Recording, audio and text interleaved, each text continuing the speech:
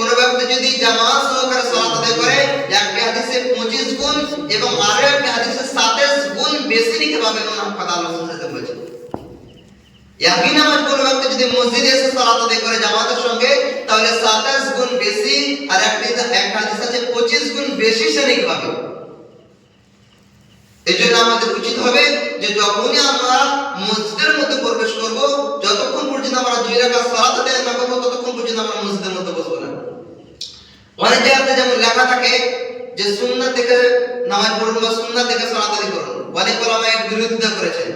এই কারণেই যে সে যদি 1 মিনিট সময় আছে 1.5 মিনিট সময় আছে 1.5 মিনিটের মধ্যে পড়তে শুরু করবে সালাত নামাজ পড়তে শুরু করবে, ইমাম যখন দাঁড়িয়ে যাবে জামাত আরম্ভ হবে তখন সে নামাজ ছেড়ে দেবে, তার সে নেকি পাবে। ওই জন্য এই কথাটা অনেকজন বিরোধিতা করেছেন। তো এই মসজিদে এসে আমাদেরকে সালাত আদায় করতে হবে, হচ্ছে মসজিদের হক সম্মানিত সালামুল্লাহ। আর মসজিদ হচ্ছে এমন জায়গা যে আল্লাহ রাসূল সাল্লাল্লাহু আলাইহি ওয়াসাল্লাম বলেছেন সবচেয়ে উত্তম জায়গা, সবচেয়ে উত্তম জায়গা আল্লাহ রাসূল সাল্লাল্লাহু আলাইহি ওয়াসাল্লাম মসজিদকে বলেছেন। হাদিস আল্লাহ রাসূল সাল্লাল্লাহু আলাইহি ওয়াসাল্লাম বলেন যে আহাব্বুল বিলাদ ইলা আল্লাহি মাসাজিদুহা ওয়া আবগাদুল বিলাদ ইলা আল্লাহি আসওয়াকুহা। আল্লাহ সুবহানাহু ওয়া তাআলার নিকট সবচেয়ে পছন্দনীয় স্থান, আল্লাহ সুবহানাহু ওয়া তাআলার নিকট সবচেয়ে দামি স্থান হচ্ছে মসজিদ। ওয়া আবগাদুল বিলাদ ইলা আল্লাহি আসওয়াকুহা, এবং সবচেয়ে নিকৃষ্ট স্থান সবচেয়ে নিকৃষ্ট জায়গা সেটা হচ্ছে বাজার। সাহাবা একরামদের এটা আদর্শ ছিল, তারা যখন কোন জায়গা থেকে আসতেন তখন তারা মসজিদে এসে সর্বপ্রথম মসজিদে এসে প্রবেশ করতেন। এবং যদি কোনো ব্যক্তিকে দেখতে না পাওয়া যেত যে এই ব্যক্তির কোথায়, তখন তাকে কোনো জায়গায় দেখতে না পাওয়া গেলে সেই ব্যক্তি দেখতে পাওয়া যেত যে মসজিদে আসে। মানে তাদের ভালোবাসার জায়গা, তাদের মানে বসার ওঠার স্থানই ছিল মসজিদ।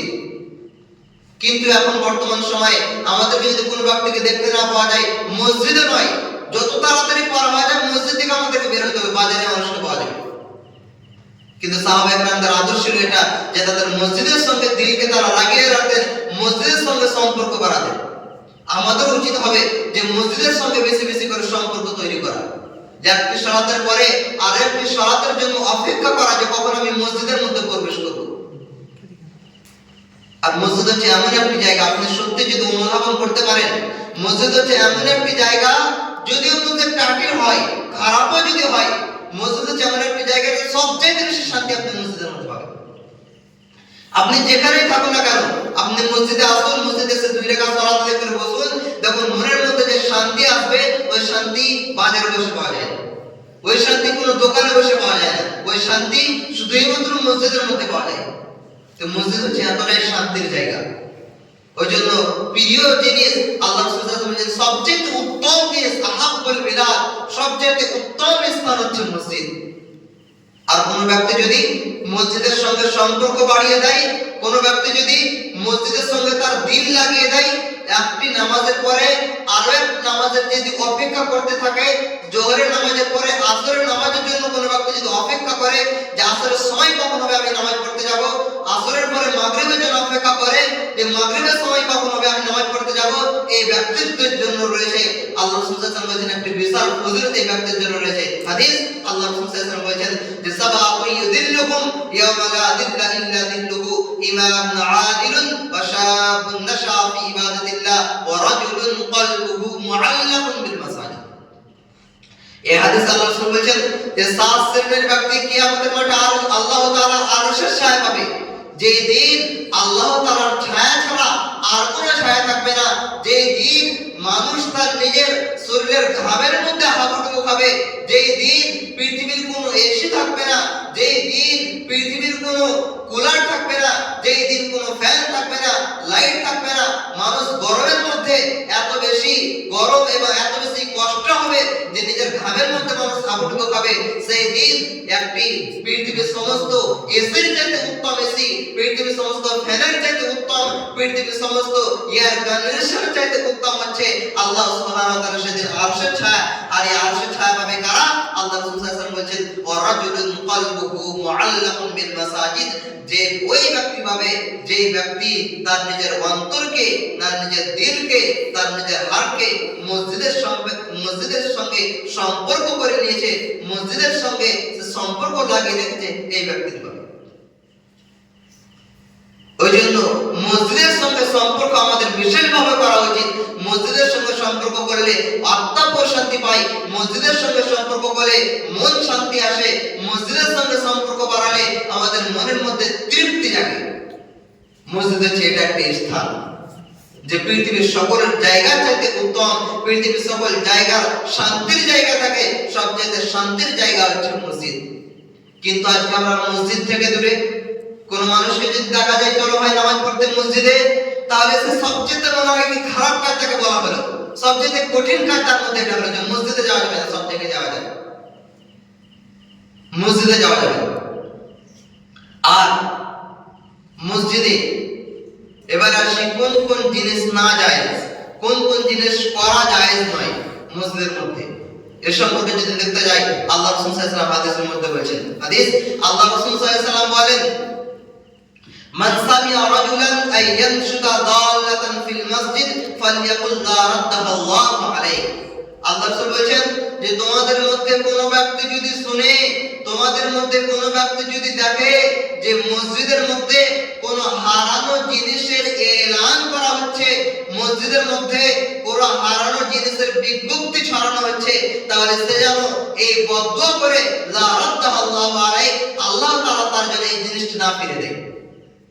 এখন যদি কোন মসজিদের কোন ব্যক্তি যদি এখন একটি মোবাইল হারিয়ে যায়, কোন ব্যক্তির মোবাইল হারিয়ে গেল এবং বলা হলো মসজিদ থেকে যে অমুক ব্যক্তির মোবাইল হারিয়ে গেছে, কোন ব্যক্তি যদি পাও তাহলে দিয়ে দাও, আমাদেরকে তার জন্য বদদুয়া করতে হবে, তার আল্লাহ তাআলা তার জন্য মোবাইল না পায়।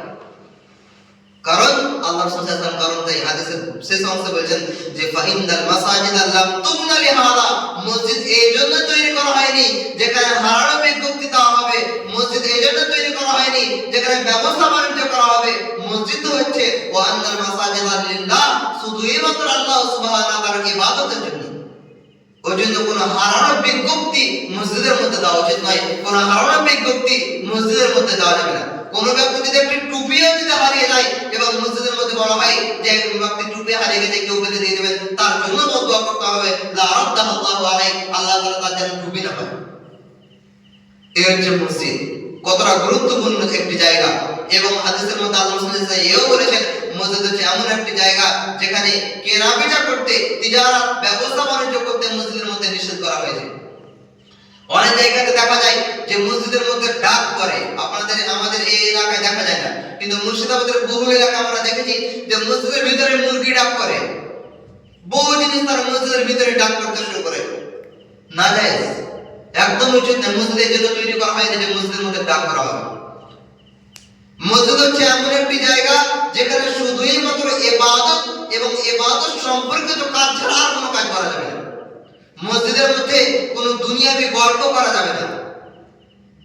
বিশেষ করে আমাদের এই মসজিদের দেখা যায় যে নামাজ চলাকালীন আমাদের যে একটি গল্পের একটা মাহল বসে, যে নামাজের শেষ হওয়ার পরে একটি গল্প হয়, এটা খুবই একটি খারাপ কাজ, আমাদেরও করা হয়, কিন্তু যে নামাজ পড়ে সে ব্যক্তি বুঝতে পারে তার কতটা কষ্ট হয়।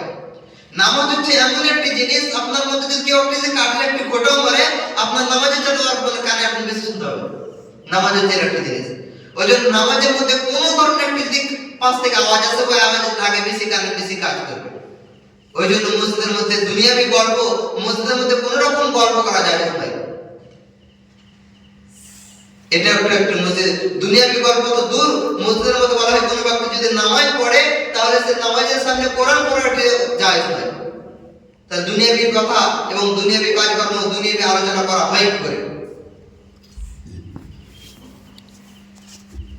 সম্মানিত মণ্ডলী, যে মসজিদে আরো কি করা যাবে না, এই কারণে আল্লাহ রাসূল সাল্লাল্লাহু আলাইহি ওয়াসাল্লাম বলেছেন যে তোমাদের মধ্যে মান আকালা শাজারা আল মুনতানিতা, আল মুনতানিতা বলা হয় আল বাসার ওয়াস সাওম, ওয়াস সাওম তাও মিম সাওম দিয়ে হয় অর্থাৎ পেঁয়াজ এবং রসুন। তো তোমাদের মধ্যে কোন ব্যক্তি পেঁয়াজ এবং রসুন খেয়ে মসজিদে যেন ফালা ইয়াকরিবান মাসাজিদানা, যেন মসজিদের নিকটবর্তী না হয়। কারণ পেঁয়াজ এবং রসুন হচ্ছে এমন একটি খাবার, কাঁচা যদি কেউ খায় তার মুখ দুর্গন্ধ হয়, আর দুর্গন্ধ খাবার খেয়ে মসজিদের মধ্যে আসা ঠিক নয়। কারণ এই দুর্গন্ধতে ফেরেশতা মানুষ কষ্ট পায়, আর মানুষ যে জিনিসে কষ্ট পায় ওই জিনিসে ফেরেশতা মন্দিরের কষ্ট পায়। কারণ নামাজ একটি ইবাদত, নামাজের মধ্যে পাশে পাশে মানুষ দাঁড়ায় তো অবশ্যই একটু কষ্ট হবে। তাহলে যেখানে মসজিদের মধ্যে মানে পেঁয়াজ রসুন খেয়ে আসতে মানা করা হয়েছে, সেখানে সেই মসজিদের মধ্যে বিড়ি সিগারেট খেয়ে মানুষকে করে উপস্থিত হতে পারে। এখন সাধারণত দেখা যায় না, রমাদান মাসে বিশেষ করে দেখা যায়। আমি যেখানে রমাদান মাসে ছিলাম, নদিয়াতে যেখানে আমি ছিলাম, ওখানে আমরা দেখতে পেতাম রমাদান মাসে আমি ইমামের হয়ে থাকতাম, পিছন থেকে বিড়ির গন্ধ আসতো। যেবার সেহরের আগে জানতে পেতাম সারাদিন সে খেতে পাবে না, রোজার সময় সেহরের সময় সে 5 মিনিট আগে, একদম 5 মিনিট আগে খেবে। মানে বেশি আগে খেলে আবার ভুলে যাবে তো কি কখন খেয়েছি। বেশ যখন 5 মিনিট সময় থাকে ঘুরে দেখে সে 5 মিনিট আগে তখন একটা বিড়ি মারতে হবে। বাস থেকে তারা রাসূল সাল্লাল্লাহু আলাইহি ওয়াসাল্লাম বলেছেন যেখানে মানে পেঁয়াজ রসুন খেয়ে মসজিদের মধ্যে আসতে নিষেধ করা হয়েছে, যে পেঁয়াজ রসুন খেয়ে যে তোমাদের মধ্যে কেউ যেন কোন ব্যক্তি যেন মসজিদে না আসে, সেখানে এই সমস্ত জিনিস খেয়ে মসজিদের মধ্যে কোন ব্যক্তি করে কি করে আসতে পারে। মসজিদ হচ্ছে এতটা একটি গুরুত্বপূর্ণ জায়গা, মসজিদ হচ্ছে এতটা গুরুত্বপূর্ণ এবং এতটা ফজিলতপূর্ণ জায়গা। মসজিদ হবে সমস্ত শিক্ষার কেন্দ্রবিন্দু, মসজিদ হবে সমস্ত শিক্ষার কেন্দ্রবিন্দু। আজকে আমরা দেখতে পাই যে বর্তমানে মানুষ বিশাল শিক্ষা অর্জন করে, দুনিয়াবী শিক্ষা এত অর্জন করেছে, এত অর্জন করেছে, এত অর্জন করেছে, শেষ মাসে কি হয়, সে নাস্তিক হয়ে যায়। সে ইসলাম ধর্ম ত্যাগ করে, ইসলাম ধর্ম ত্যাগ করে এবং সে নাস্তিক হয়। বহু মানুষকে আমরা দেখা যায় অথচ শিক্ষা অর্জন সে করেছে, তারপরেও সে নাস্তিক। ভয় করে শিক্ষা অর্জন করার পর নাস্তিক। কারণ আল্লাহ সুবহানাহু ওয়া তাআলা শুধুমাত্র ইকরা বলেননি যে পড়ো, শুধুমাত্র পড়তে বলেননি, ইকরা বলার পরে দিলেন বিসমি রাব্বিকা, পড়ো এমনি এমনি নয়, তোমার রবের নামে পড়ো। তোমার রবের নামে পড়ার অর্থ হচ্ছে এটা যে পড়তে হবে তোমাকে তোমার রবের নাম করে। সর্বপ্রথম যে শিক্ষা অর্জন করতে হবে ওই শিক্ষা, যে শিক্ষা তোমাকে তোমার রবকে চিনিয়ে দিবে, ওই শিক্ষা, যে শিক্ষা তোমাকে ইসলামের প্রতি অগ্রগামী হতে সাহায্য করবে, ওই শিক্ষা, যে শিক্ষা তোমাকে তাওহীদের শিক্ষা দিবে, ওই শিক্ষা, যে শিক্ষা তোমাকে ইসলামের প্রতি অটল রাখতে সবচেয়ে বেশি সাহায্য করবে। তাহলে এমন শিক্ষার কি প্রয়োজন যে শিক্ষা অর্জন করে মানুষ নাস্তিক হয়? এমন শিক্ষার কি প্রয়োজন যে শিক্ষা অর্জন করে মানুষ ইসলামের পথে ধাবিত হতে পারে না? এমন শিক্ষার কি প্রয়োজন যে শিক্ষা অর্জন করে মানুষ নামাজের প্রতি অগ্রগামী হতে পারে না? এমন শিক্ষার কি প্রয়োজন যে শিক্ষা অর্জন করে মানুষ আল্লাহর পথে আসতে পারে না? এই শিক্ষার কোনো মর্যাদা নেই। তালাবুল ইলমি ফরিদাতুন আলা কুল্লি মুসলিম বলা হয়েছে, শিক্ষা দ্বীনি শিক্ষাকে ফরজ করা হয়েছে, শিক্ষাকে ফরজ করা হয়েছে। অন্তর হাদিসের মধ্যে বলা হয়েছে, অর্থাৎ ফরজও দুই রকম আছে, ফরজে আইন, ফরজে কিফায়া। ফরজে আইন হচ্ছে আপনাকে আগে দ্বীনের শিক্ষা অর্জন করতে হবে, যে দ্বীনের শিক্ষা অর্জন করার পরে আপনি পৃথিবীর সমস্ত ধরনের শিক্ষা অর্জন করেন। জিওগ্রাফিকে, হিস্ট্রিকে ইসলাম অপছন্দ করে না, ইসলাম মানা করে না। ইসলাম তো ওটাই শিক্ষা দেয়, ইসলাম সমস্ত কিছুকে সাপোর্ট করে। আর আজকে যারা বলে যে কোরআনের মধ্যে নাকি বিজ্ঞান নাই, কোরআন নাকি বিজ্ঞান শিক্ষা দেয় না, সায়েন্স শিক্ষা দেয় না, আমি তাদেরকে বলি যে তুমি যে বিজ্ঞান বইটি পড়ো, সেই বিজ্ঞান বইটি যে শিক্ষক লিখেছেন, সেই শিক্ষকটি ওই কোরআন পড়ে সেই বিজ্ঞান লিখেছেন। আজকে যে মেডিকেল সায়েন্স উঠেছে, মেডিকেল সায়েন্স আমরা যে বিভিন্ন ধরনের কথা সেখানের মধ্যে আছে, সে সমস্ত কি কোরআন হাদিসের মধ্যে নাই? অবশ্যই আছে। সেখানে বলা হয় যে সমস্ত রোগের, মেডিকেল সায়েন্সে আছে যে সমস্ত রোগের উৎস হয় যে মানুষের পেট, অর্থাৎ নারীগুলি সমস্ত রোগের উৎস। এর জন্য একটি কথা বলা হয় যে prevention is better than care. মানুষ যদি বেঁচে থাকে, অর্থাৎ বিভিন্ন ধরনের হাবিজাবি খাবার, তেলযুক্ত, চর্বিযুক্ত বিভিন্ন ধরনের খাবার থেকে যদি মানুষ বেঁচে থাকে, তাহলে সে সবচেয়ে বেশি সুস্থ থাকবে। আজকে আমাদের শরীরের মধ্যে যত রকমের রোগ হোক না কেন, সমস্ত রকমের রোগের উৎস হচ্ছে এই পেট। সমস্ত রকমের রোগ আসে এই পেট থেকে। তাহলে এই কথা একদিকে বলছি কোরআনকে শিক্ষা দেয়নি, বরং হাদিস আল্লাহ রাসূল সাল্লাল্লাহু আলাইহি ওয়াসাল্লাম, আল্লাহ সুবহানাহু ওয়া তাআলা কোরআনের মধ্যে কি বলেছেন যে কুলু ওয়াশরাবু ওয়া লা তুসরিফু, তোমরা খাও, পান করো এবং অপচয় করো না। খাও, পান করো এবং অপচয় করো না। খেতে হবে, পান করতে হবে, অপচয় করো না। ওয়ালা তুসরিফু এর ব্যাখ্যা মুফাসসিরগণ দুই রকম ভাবে করেছেন। একটি ব্যাখ্যা হচ্ছে যে অপচয় করা যাবে না, যে নষ্ট করা যাবে না, যে খাবার আমরা নষ্ট করি, এই নষ্ট করা যাবে না। দ্বিতীয় যে ব্যাখ্যা ওলামায়ে কেরাম মন করেছেন, মুফাসসিরগণ করেছেন, সেটা হচ্ছে ওভার ইটিং, অতি ভোজন করা যাবে না।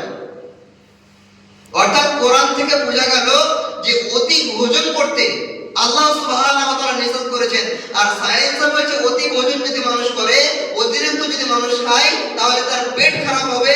আর মানুষের যদি পেট খারাপ হয়, তাহলে শরীরের সমস্ত রকমের রোগের উৎস সেখান থেকে হবে। আর কোরআন সেটা আগে নিষেধ করে দিয়েছে। তো বিজ্ঞানময় কোরআন, কোরআনের মধ্যে বিশাল বিজ্ঞান আছে।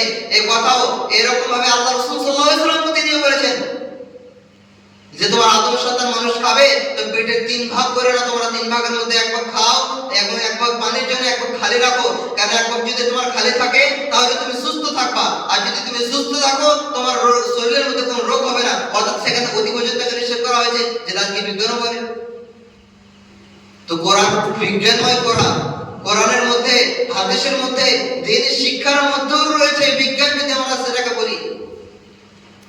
কিন্তু যে আমরা যাকে বলি যে সাপোর্ট করে না, সায়েন্স নাকি বিজ্ঞান সাপোর্ট করে, একদমই ভুল কথা। কিন্তু আপনাকে জ্ঞান অর্জন করতে হবে। সর্বপ্রথম কোরআনের শিক্ষা, জ্ঞান অর্জন করতে হবে। সর্বপ্রথম দ্বীনের শিক্ষা, যে শিক্ষা আল্লাহ সুবহানাহু ওয়া তাআলাকে চিনতে সবচেয়ে বেশি সাহায্য করে। এমন শিক্ষা অর্জন করতে হবে যে শিক্ষা অর্জন করে আপনি শিক্ষা অর্জন করে যেন পরবর্তী যে শিক্ষা অর্জন করে আপনাকে ইসলাম থেকে যেন বের না করে দেয়।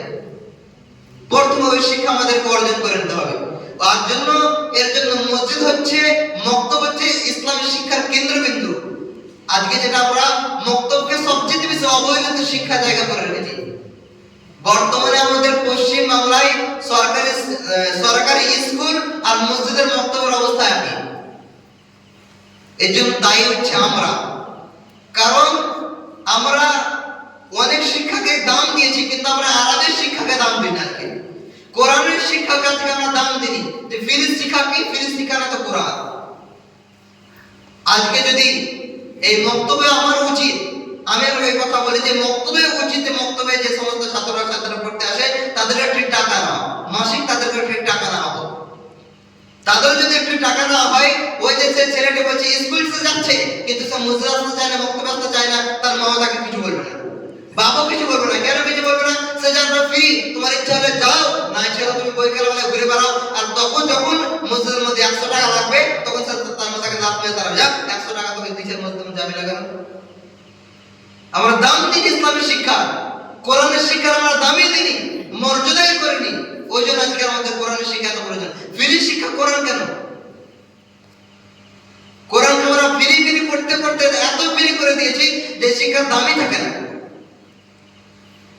ফ্রি করার কারণে আজকে আমাদের শিক্ষা দাম নেই। তো মক্তব থেকে কেন্দ্রবিন্দু মক্তবই হচ্ছে। বহু জায়গায় মক্তব যারা বাংলাদেশে চালু করেছে, আব্দুল রাজ্জাক আপনারা দেখেছেন, অনেকেই তারা মক্তবে পড়তে জোর দিয়েছে। মানুষ আমাকে মক্তবে পড়তে জোর দেয় কেন? কারণ মক্তবই হচ্ছে এমন একটি জায়গা, সেখানে যদি সঠিক শিক্ষা পাই, পরবর্তীতে যে শিক্ষা অর্জন করেছে তখন নাস্তিক আর হবে না। মক্তবই হচ্ছে এমন জায়গা, সেই জায়গাতে যদি তাওহীদ সঠিকভাবে শিক্ষা অর্জন করে, পরবর্তীতে গিয়ে সে দুনিয়াবী শিক্ষা অর্জন করে নাস্তিক হবে না। কারণ সে সর্বপ্রথম সে শুরু হতে সে আল্লাহ শিখে নিয়েছে। শুরু হতে সে শুনেছে আল্লাহ সুবহানাহু ওয়া তাআলার চোখ আছে, আল্লাহ সুবহানাহু ওয়া তাআলার নাক আছে, আল্লাহ সুবহানাহু ওয়া তাআলার কান আছে। ইবাদত করার যোগ্যই তো শুধুমাত্র আল্লাহ সুবহানাহু ওয়া তাআলা। সে তাওহীদ সর্বপ্রথম সে শিখে নিয়েছে। ওই জন্য আমাদেরকে মক্তবকে গুরুত্ব দেওয়া উচিত। মক্তবের শিক্ষার বহু দাম রয়েছে।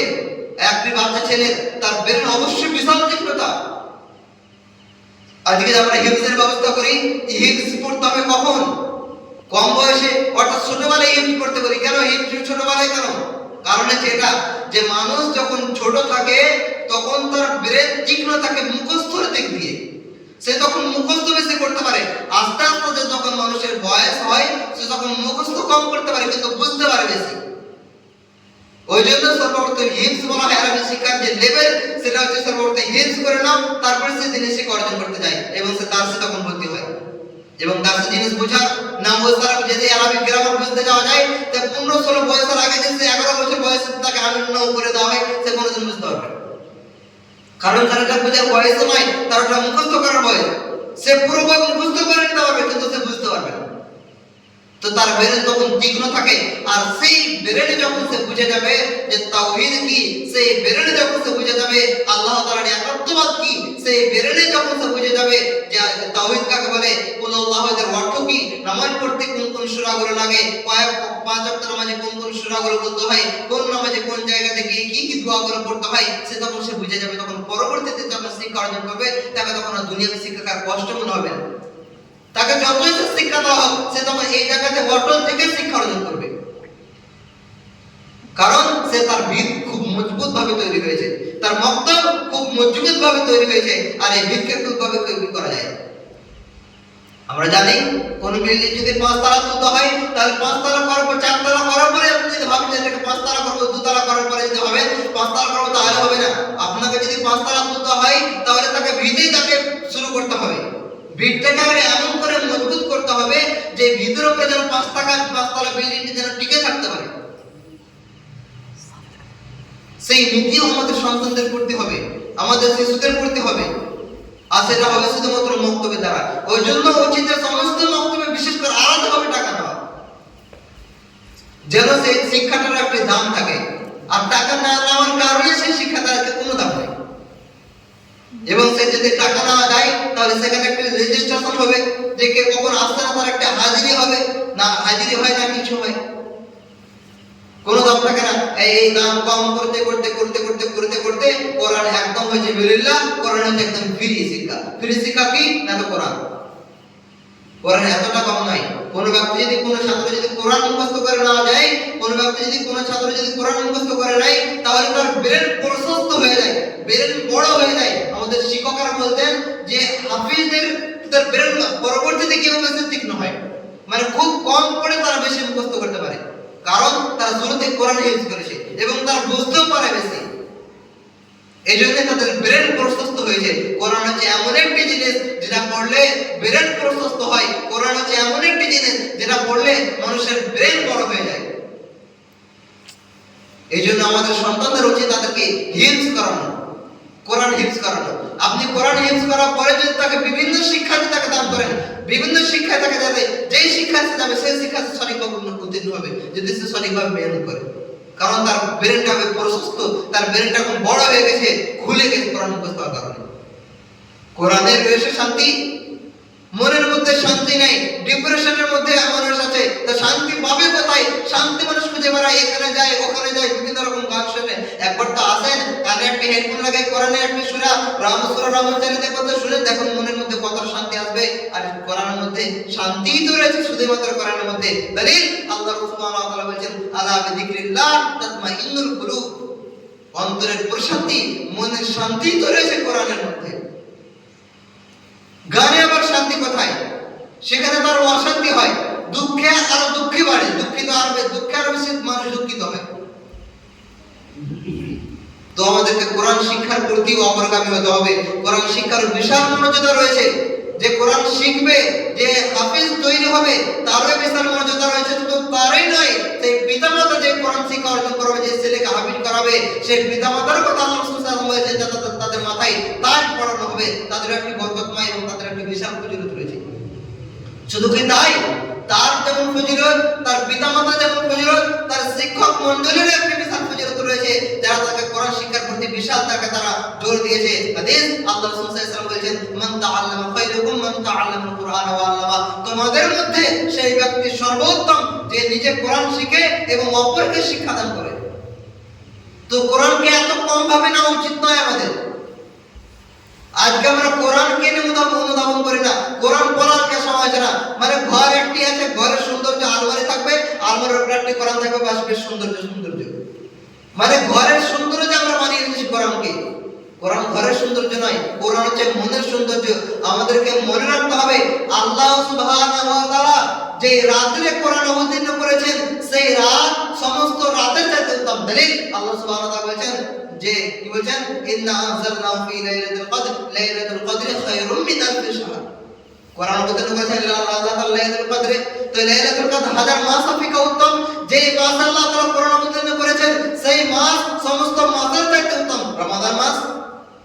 রমাদান মাস যে সমস্ত মাসের চাইতে উত্তম কেন? কারণ সেই মাসে কোরআন অবতীর্ণ করা হয়েছে। যে উম্মতের প্রতি আল্লাহ তাআলা কোরআন অবতীর্ণ করেছেন সেই উম্মত সমস্ত উম্মতের চাইতে উত্তম। দলিল আল্লাহ সুবহানাহু ওয়া তাআলা বলেছেন যে কুনতুম খায়রা উম্মাহ, তোমরা যে সর্বশ্রেষ্ঠ জাতি। আর যে নবীর প্রতি আল্লাহ সুবহানাহু ওয়া তাআলা কোরআন অবতীর্ণ করেছেন সেই নবী হচ্ছে সমস্ত নবীর চাইতে উত্তম। আল্লাহ সুবহানাহু ওয়া তাআলাকে রাহমাতুল আলামিন করেছেন, আমা আরসালনাকা ইল্লা রাহমাতুল আলামিন। আমি মুহাম্মদ সাল্লাল্লাহু আলাইহি ওয়াসাল্লামকে রাহমাতুল আলামিন ভাবে পৃথিবীর বুকে প্রেরণ করেছি। কোরআনকে এত হালকা ভাবে নেওয়া, কোরআনকে এত কম ভাবে নেওয়া আমাদের উচিত নয়। কোরআনকে অনুধাবন করা আমাদের, বিশেষ করে বাড়িতে বাংলা একটি কোরআন রাখা উচিত। যে আপনি প্রত্যেকদিন একটি করে দুইটি করে আপনি কোরআনের আয়াতগুলো পড়ুন। বই পড়ার সঙ্গে তো আমাদের সম্পর্ক একদমই উঠে গেছে, বই আমরা পড়তে চাই না। মানে এখন বর্তমানে মানুষের অবস্থা এমন হয়েছে, যদি মানুষ এখন মানে ফ্রি থাকে, তার ফ্রি সময়টা হচ্ছে ফ্রি সময়টা যেন সবচেয়ে বেশি, মানে হাতে মোবাইল, মানে সেই সময়টা যেন সবচেয়ে, মানে কোনো কাজ থাকলে ওই সময় মানে বেশিতে মোবাইলের জন্য ফ্রি সময়টা যেন সবচেয়ে বেশি সময়। আমাদের সময় না আজকে কোরআনকে অনুধাবন করা। সামান্য সালামুল্লাহি বলেছিলাম যে মসজিদে এক প্রকার মসজিদ হবে যে কিয়ামতের আলামত। কি করে? আল্লাহ রাসূল সাল্লাল্লাহু আলাইহি ওয়াসাল্লাম বলেছেন, মিন আশরাতিস সাআ আইয়াতাবাহান নাস, কিয়ামতের আলামতের মধ্যে অন্যতম একটি আলামত হচ্ছে যে মানুষেরা মসজিদকে নিয়ে গর্ব করবে। ওরা একটা সুন্দরভাবে টাইলস বসিয়েছে, আমরা মার্বেল করব, ওরা দুতলা করেছে, আমরা তিনতলা করব, ওরা যদি এমনিতে সুন্দর করে রং করেছে, আমরা এসি করব, ওরা এসি করেছে আমরা এসির সঙ্গে সঙ্গে কুলার করব। এই যে মসজিদকে নিয়ে মানুষ গর্ব করবে, আলামত হাদি আলামাতুল কিয়ামত। এটা হচ্ছে কিয়ামতের আলামত। কিয়ামতের আলামত এমন হবে যারা মসজিদকে নিয়ে গর্ব করবে। তাই হচ্ছে আমাদের দুইতলা মসজিদ হয়, তিনতলা মসজিদ হয়, মসজিদ খুব বড় হয় কিন্তু মুসল্লিদের সংখ্যা কমে যায়। এটা হচ্ছে একটি কিয়ামতের আলামত। মসজিদ জাকজমক করা এটা হচ্ছে একটি কিয়ামতের আলামত। ওই জন্য খুব বেশি মসজিদকে সুন্দরতা করে এখন কিয়ামতের আলামত দেখুন খুব বেশি, বিশেষ করে সামনে যে মসজিদকে এত বেশি সৌন্দর্য করা যায় না। আমাদের মসজিদ ভাবে এরকম আছে, এটা একটু অনুচিত। আমাদের উচিত হবে যে সুন্দরভাবে প্রেরণ করে দেওয়া। তাহলে কি হবে? নামাজের মধ্যে আল্লাহ রাসূল সাল্লাল্লাহু আলাইহি ওয়াসাল্লাম নামাজ পড়ছেন, নামাজ পড়তে পড়তে তিনি একটি চাদর গায়ে দিয়ে নামাজ পড়ছিলেন। আয়েশা রাদিয়াল্লাহু আনহা চাদর দিয়েছেন, সেই চাদর গায়ে দিয়ে নামাজ পড়ছেন। নামাজের পরে তিনি চাদরটাকে একদম জোর করে খুলে ফেলেছিলেন। প্রশ্ন করা হলো, আপনি এই চাদরকে খুলে ফেলেন কেন? তখন আল্লাহ রাসূল বলেছেন যে চাদর হচ্ছে, সেই চাদরে একটি নকশা বসা আছে, ডিজাইন করা আছে, আর এই ডিজাইন আমাকে সেই চাদর নামাজের মধ্যে সেই চাদরের দিকে বারবার করে মন যাচ্ছে। তো চাদরের দিকে মন যাওয়ার কারণে সেই সমস্ত জিনিস আল্লাহ রাসূল খুলে ফেলেছেন। তাহলে আমাদের নামাজের মধ্যে যদি আমরা মসজিদ দেখতে থাকি, এই জায়গাটা ডিজাইন করা আছে, ফুলটা এই কালার হয়েছে, ফুলটা এই কালার হয়েছে, এবং এই ফুলটা এই কালারের ভালো হতো, এই জন্য একটা মনের মধ্যে চিন্তা থাকলে মসজিদে আসতে মসজিদকে আরো বেশি চিকন করা উচিত। তো মসজিদকে নিয়ে গর্ব করা হচ্ছে কিন্তু কি আমাদের আলামত। আর মসজিদ কোন ব্যক্তি যদি বানিয়ে দেয়, মসজিদ তৈরি করে, মসজিদ বানাতে সাহায্য করে, তার জন্য রয়েছে বিশাল ধরনের ফজিলত। হাদিস আল্লাহ রাসূল সাল্লাল্লাহু আলাইহি ওয়াসাল্লাম বলেছেন, এখানে যে হাদিস উসমান রাদিয়াল্লাহু তাআলা আনহু থেকে বর্ণিত, আল্লাহ রাসূল সাল্লাল্লাহু আলাইহি ওয়াসাল্লাম বলেছেন, মান বানা লিল্লাহি মাসজিদান বানাল্লাহু লাহু বাইতান ফিল জান্নাহ। কোন ব্যক্তি যদি মসজিদ নির্মাণ করে দেয়, মসজিদ তৈরি করে দেয়, আল্লাহ সুবহানাহু ওয়া তাআলা তার জন্য একটি জান্নাতের ঘর নির্মাণ করে। ওই জন্য মসজিদের কাজে বিশেষভাবে সাহায্য করা উচিত, মসজিদ বানিয়ে দেওয়ার কাজে সাহায্য করা উচিত। এই জন্য বিশেষ ফজিলতের কথা আল্লাহ রাসূল সাল্লাল্লাহু আলাইহি ওয়াসাল্লাম বলেছেন। সম্মানিত শ্রোতামণ্ডলী, টাইম খুব বেশি হয়ে গেল। আল্লাহ সুবহানাহু ওয়া তাআলার নিকট দোয়া করি, হে আল্লাহ সুবহানাহু ওয়া তাআলা, তুমি আমাদের সকলকে মসজিদের বিশেষ করে আদব রক্ষা করার, মসজিদের আদব রক্ষা করে আমাদের সকলকে 5 ওয়াক্ত সালাত আদায় করার, জামাত সহকারে সালাত আদায় করার তৌফিক দান করো, এবং আমাদের সকলকে আমলে সালেহ করার, নেক আমল করার তৌফিক দান করো। সকলে বলি আল্লাহুম্মা আমিন। আল্লাহুম্মা সাল্লি আলাইহি, আল্লাহুম্মা বারিক আলাইহি। আস্তাগফিরুল্লাহ লি ওয়া লাকুম ওয়া লিসাইরিল মুসলিমিন ফাস্তাগফিরুহু ইন্নাহুল গফুরুর রহিম। ওয়া আখিরু দাওয়ানা আলহামদুলিল্লাহি রাব্বিল আলামিন। আসসালামু আলাইকুম ওয়া রাহমাতুল্লাহ। আশহাদু আল্লা ইলাহা ইল্লা আনতা আস্তাগফিরুকা ওয়া আতুবু ইলাইক।